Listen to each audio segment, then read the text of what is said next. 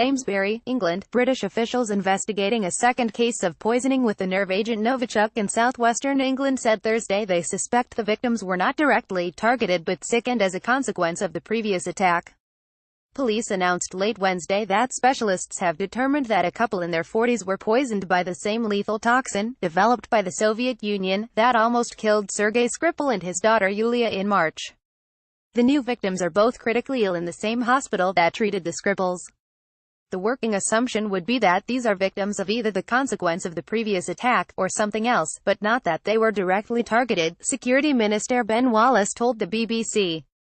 I think what we said at the time was that this was a brazen and reckless attack in the heart of a very peaceful part of the United Kingdom, and that is part of the anger I feel about the Russian state that they chose to use clearly a very, very toxic, highly dangerous weapon. The unexplained poisoning of two British citizens with no immediately apparent link to Russia has raised public health concerns in the Salisbury area, where a massive decontamination effort took place after the Skripals were found to have been poisoned with Novichok. Prime Minister Theresa May has blamed the Russian state for the attack on the Skripals, an assertion the Kremlin denies. Wallace said the Russian government could put this wrong right by providing details about the Skripal poisoning. He called on Moscow to provide information and tell us what happened. What they did. I'm waiting for the phone call from the Russian state, he said. The offer is there. They are the ones who could fill in all the clues to keep people safe. The new case has surfaced at a sensitive time as England's soccer team is advancing in the World Cup, a global competition staged this year in Russia. It also comes days before a NATO summit expected to focus in part on worsening relations between Russia and the West. Home Secretary Sajid Javid is chairing a meeting of the British government's Cobra Emergency Committee on Thursday morning. He will brief the House of Commons on the matter afterward.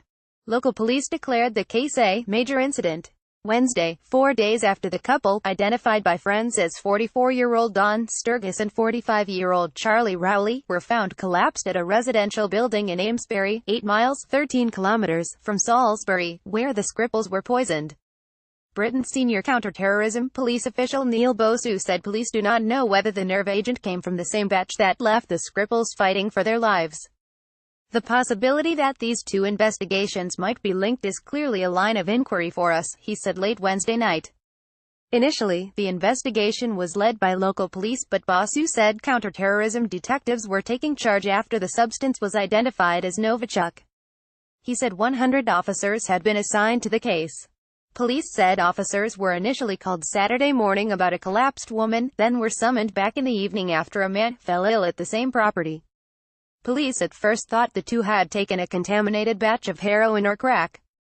Police cordoned off a home in Amesbury, believed to be Rowley's, and other places the pair visited, including a church, a pharmacy and a park in Salisbury, near where the Skripals were found. The Skripals' illness initially baffled doctors after they were found unconscious on a park bench in Salisbury. Scientists at the Portadown Defense Laboratory concluded they had been poisoned with Novichok, a type of nerve agent developed by the Soviet Union during the Cold War. It was believed to have been on the front door of Sergei Skripal's home.